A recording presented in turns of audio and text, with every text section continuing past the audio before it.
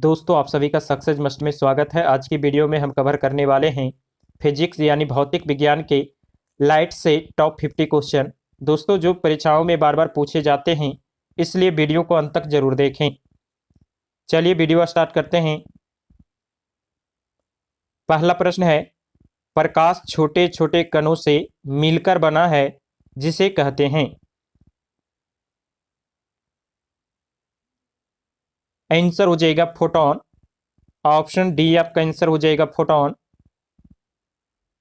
अगला प्रश्न है, प्रकाश तरंग किस प्रकार की तरंग है।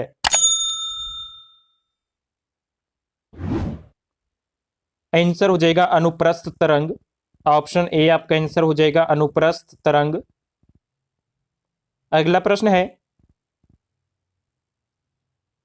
प्रकाश का तरंग सिद्धांत किसके द्वारा प्रतिपादित किया गया था।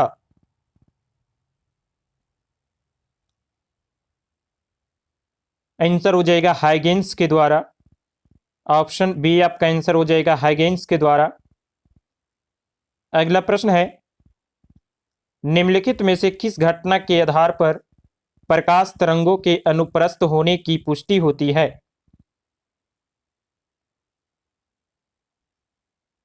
आंसर हो जाएगा ध्रुवण। ऑप्शन सी आपका आंसर हो जाएगा ध्रुवण। अगला प्रश्न है, प्रकाश एक प्रकार की विद्युत चुंबकीय तरंग है, यह सर्वप्रथम किसने बताया। आंसर हो जाएगा मैक्सवेल ने। ऑप्शन सी आपका आंसर हो जाएगा मैक्सवेल ने। अगला प्रश्न है, किसने सर्वप्रथम यह दिखलाया कि प्रकाश तरंगों का विवर्तन होता है।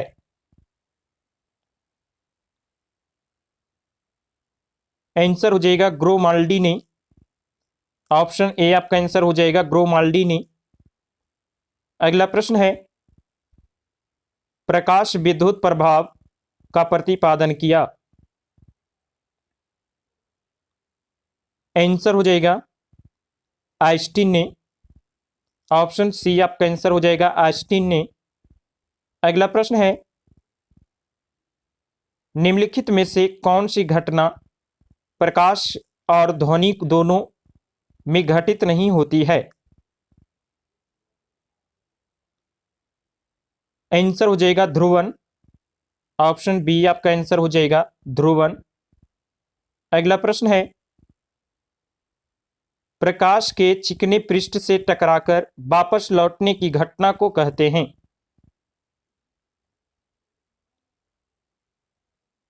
आंसर हो जाएगा प्रकाश का प्रवर्तन। ऑप्शन बी आपका आंसर हो जाएगा प्रकाश का प्रवर्तन। अगला प्रश्न है, प्रकाश में ध्रुवण की घटना यह सिद्ध होता है कि प्रकाश तरंगे हैं। आंसर हो जाएगा अनुप्रस्थ तरंग। ऑप्शन सी आपका आंसर हो जाएगा अनुप्रस्थ तरंग।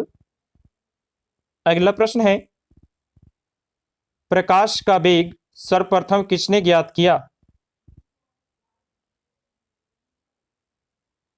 आंसर हो जाएगा रोमर। ऑप्शन सी आपका आंसर हो जाएगा रोमर। अगला प्रश्न है, प्रकाश का वेग अधिकतम होता है। आंसर हो जाएगा निर्वात में। ऑप्शन बी आपका आंसर हो जाएगा निर्वात में। अगला प्रश्न है, जल, कांच एवं हीरे में प्रकाश की चाल निम्न क्रम में होती है। आंसर हो जाएगा हीरा लेस देन कांच लेस देन जल। ऑप्शन बी आपका आंसर हो जाएगा हीरा लेस देन कांच लेस देन जल। अगला प्रश्न है, चंद्रमा से पृथ्वी तक आने में प्रकाश को लगभग कितना समय लगता है। आंसर हो जाएगा 1.3 सेकेंड या 1.28 सेकेंड।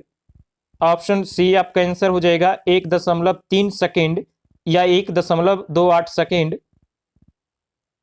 अगला प्रश्न है, सूर्य के प्रकाश को धरती सतह पर पहुंचने में लगने वाला समय लगभग, आंसर हो जाएगा 8.18 मिनट। ऑप्शन सी आपका आंसर हो जाएगा 1.818 मिनट।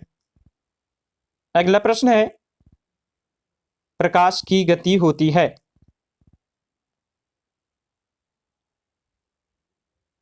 आंसर हो जाएगा 3 × 10⁻8 मीटर प्रति सेकेंड।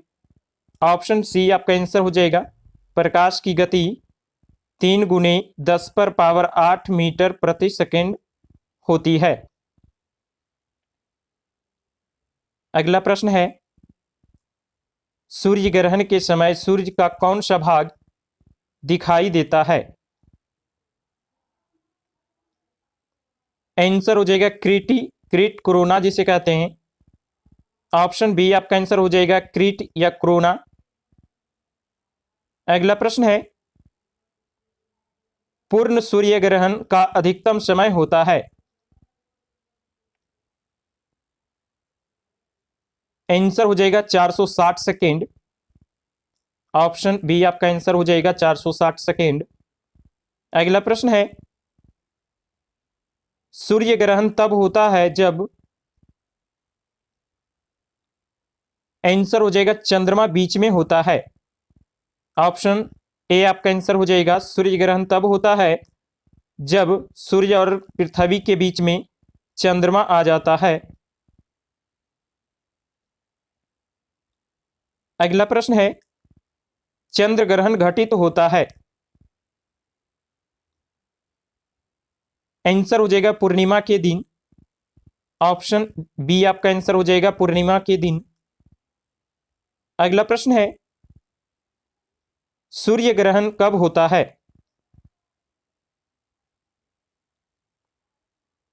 आंसर हो जाएगा प्रतिपदा अमावस्या के दिन। ऑप्शन ए आपका आंसर हो जाएगा अमावस्या के दिन। अगला प्रश्न है, पानी से भरे किसी बर्तन में पड़ा एक सिक्का किस कारण थोड़ा उठा हुआ प्रतीत होता है? आंसर हो जाएगा प्रकाश के अपवर्तन के कारण। ऑप्शन बी आपका आंसर हो जाएगा प्रकाश के अपवर्तन के कारण।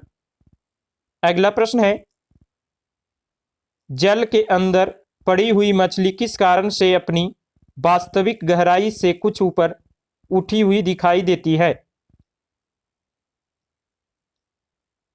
आंसर हो जाएगा प्रकाश के अपवर्तन के कारण। ऑप्शन बी आपका आंसर हो जाएगा प्रकाश के अपवर्तन के कारण। अगला प्रश्न है, किस गुणधर्म के कारण पानी से भरे बर्तन में डुबाई गई छड़ी मुड़ी हुई प्रतीत होती है? आंसर हो जाएगा अपवर्तन के कारण। ऑप्शन सी आपका आंसर हो जाएगा अपवर्तन के कारण। अगला प्रश्न है, जब प्रकाश की किरण विरल माध्यम से सघन माध्यम में जाती है तो वह, आंसर हो जाएगा अभिलंब की ओर झुक जाती है।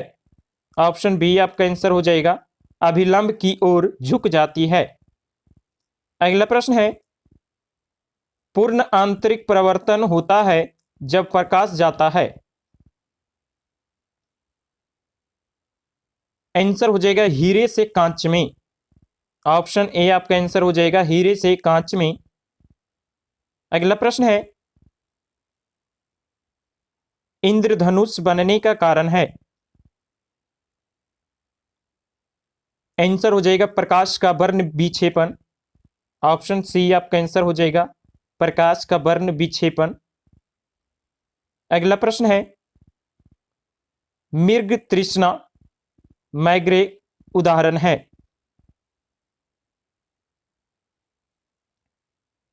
आंसर हो जाएगा पूर्ण आभारिक परावर्तन के कारण। ऑप्शन बी आपका आंसर हो जाएगा पूर्ण आभारिक परावर्तन के कारण। अगला प्रश्न है, पेट अथवा शरीर के अन्य आंतरिक अंगों के अन्वेषण के लिए प्रयुक्त तकनीक एंडोस्कोपी आधारित है? आंसर हो जाएगा पूर्ण आंतरिक प्रवर्तन परिघटना पर। ऑप्शन ए आपका आंसर हो जाएगा पूर्ण आंतरिक प्रवर्तन परिघटना पर।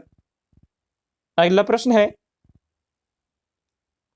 प्रकाशिक तंतु में किस सिद्धांत का उपयोग किया जाता है? आंसर हो जाएगा पूर्ण आंतरिक प्रवर्तन। ऑप्शन डी आपका आंसर हो जाएगा पूर्ण आंतरिक प्रवर्तन। अगला प्रश्न है, सूर्य से प्रकाश का आंतरिक प्रवर्तन हो सकता है यदि प्रकाश। आंसर हो जाएगा जल से कांच में जाए। ऑप्शन डी आपका आंसर हो जाएगा जल से कांच में जाए। अगला प्रश्न है, चटका हुआ कांच चटकीला प्रतीत होता है। आंसर हो जाएगा पूर्ण आंतरिक प्रवर्तन के कारण। ऑप्शन डी आपका आंसर हो जाएगा पूर्ण आंतरिक प्रवर्तन के कारण। अगला प्रश्न है, इंद्रधनुष कितने रंग दिखता है? आंसर हो जाएगा 7। ऑप्शन ए आपका आंसर हो जाएगा 7। अगला प्रश्न है, आकाश का रंग नीला प्रतीत होता है। आंसर हो जाएगा प्रकीर्णन के कारण। ऑप्शन सी आपका आंसर हो जाएगा प्रकीर्णन के कारण। अगला प्रश्न है, वायुमंडल में प्रकाश के विसरण का कारण है। आंसर हो जाएगा धूलकण। ऑप्शन बी आपका आंसर हो जाएगा धूलकण। अगला प्रश्न है, अंतरिक्ष यात्री को बाह्य आकाश कैसा दिखाई पड़ता है? आंसर हो जाएगा काला। ऑप्शन सी आपका आंसर हो जाएगा काला। अगला प्रश्न है, उगते एवं डूबते समय सूर्य लाल प्रतीत होता है क्योंकि। आंसर हो जाएगा लाल रंग का प्रकीर्णन सबसे कम होता है। ऑप्शन डी आपका आंसर हो जाएगा लाल रंग का प्रकीर्णन सबसे कम होता है। अगला प्रश्न है, इंद्रधनुष में किस रंग का विक्षेपण अधिक होता है? आंसर हो जाएगा बैगनी। ऑप्शन ए आपका आंसर हो जाएगा बैगनी। अगला प्रश्न है, सूखा बालू चमकीला क्यों दिखाई देता है जबकि गीला बालू धूलिहीन होता है?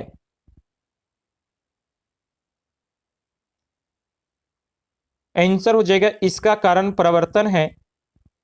ऑप्शन बी आपका आंसर हो जाएगा इसका कारण प्रवर्तन है। अगला प्रश्न है, साबुन के पतले झाग में चमकदार रंगों का बना किस परिघटना का परिणाम है? आंसर हो जाएगा बहुलित परावर्तन और व्यतिकरण के। ऑप्शन ए आपका आंसर हो जाएगा बहुलित परावर्तन और व्यतिकरण। अगला प्रश्न है, कार में दृश्यावलोकन के लिए किस प्रकार के शीशे का प्रयोग होता है? आंसर हो जाएगा उत्तल दर्पण। ऑप्शन सी आपका आंसर हो जाएगा उत्तल दर्पण। अगला प्रश्न है, मोटर कार में पक्ष दृश्य के लिए कौन सा दर्पण प्रयुक्त होता है? आंसर हो जाएगा उत्तल दर्पण। ऑप्शन डी आपका आंसर हो जाएगा उत्तल दर्पण। अगला प्रश्न है, दांत के डॉक्टर का दर्पण होता है। आंसर हो जाएगा अवतल दर्पण। ऑप्शन बी आपका आंसर हो जाएगा अवतल दर्पण। अगला प्रश्न है, कार की हेडलाइट में किस दर्पण का प्रयोग किया जाता है? आंसर हो जाएगा परवलयकार अवतल दर्पण। ऑप्शन सी आपका आंसर हो जाएगा परवलयकार अवतल दर्पण। अगला प्रश्न है, दाढ़ी बनाने के लिए काम में लेते हैं। आंसर हो जाएगा अवतल दर्पण। ऑप्शन ए आपका आंसर हो जाएगा अवतल दर्पण। अगला प्रश्न है, कार चलाते समय अपने पीछे यातायात देखने के लिए आप किस प्रकार के दर्पण का उपयोग करना चाहेंगे? आंसर हो जाएगा उत्तल दर्पण। ऑप्शन डी आपका आंसर हो जाएगा उत्तल दर्पण। अगला प्रश्न है,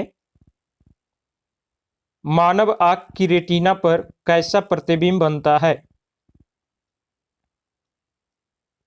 आंसर हो जाएगा वास्तविक तथा उल्टा। ऑप्शन ए आपका आंसर हो जाएगा वास्तविक एवं उल्टा। अगला प्रश्न है,